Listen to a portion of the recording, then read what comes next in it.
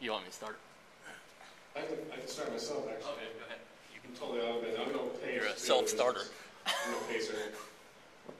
Alright, hi folks. My name is Dan Rockwell, aka Floozy Speak, and my presentation is the Adventures in Hobbysoft. About a year and a half ago, I started a little consultancy on the side while I work with Eric over at Lexington, called Big Kitty Labs. It's my second kind of startup idea. And I just want to talk a little bit about some of the things that I felt got projected on me. And a lot of people tell me I was crazy. I was trying to do rapid prototyping. I just wanted to make stuff. I didn't know anything, I couldn't code, and had a lot of people say it's going to fail.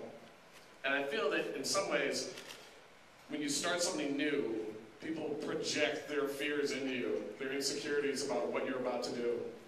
You have no money. Are you going to lose your house? Are you doing something really crazy? But I said, no, it's going to be fine. Don't worry about it. I'm just going to start something. And I think one of the big things I learned doing Big Kitty is don't be afraid to paint in color. And what this idea is about is just take any idea you got and get started. One of the other big ideas I had at Big Kitty Labs is to run the whole thing like a record label. What I like about a record label is there's multiple artists, you're always remixing, colorful characters, anything goes, it's fun. It's got to stay fun. Doodle often is another big one I came up with.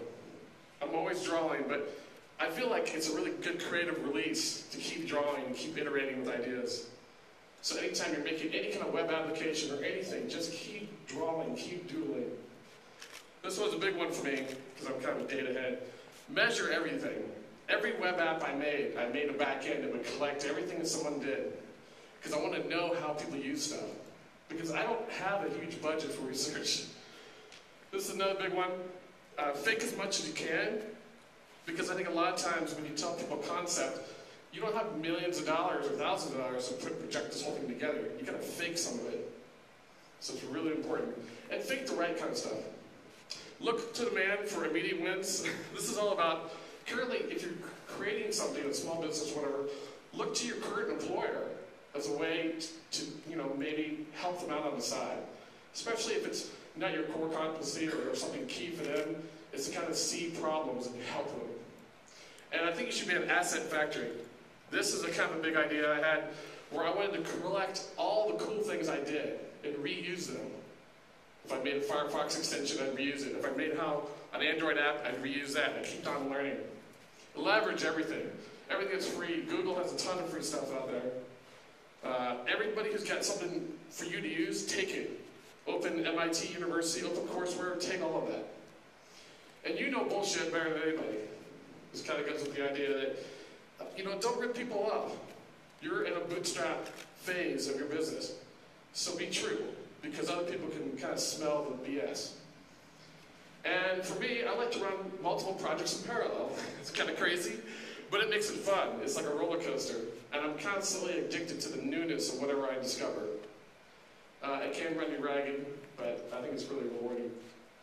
Family is your first customer. My wife, my friends, my family, they were the first people I had to sort of convince that I wasn't crazy.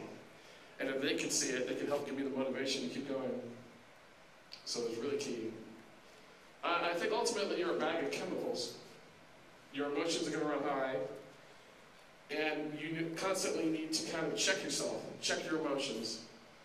Because you're bootstrapping something and you can burn out. And try not to burn out. Expect nothing. This is one of the big ideas that kind of came out from outsourcing for the first time. I just wanted to see if I could actually get something made by the Russians. I didn't know what they were going to make.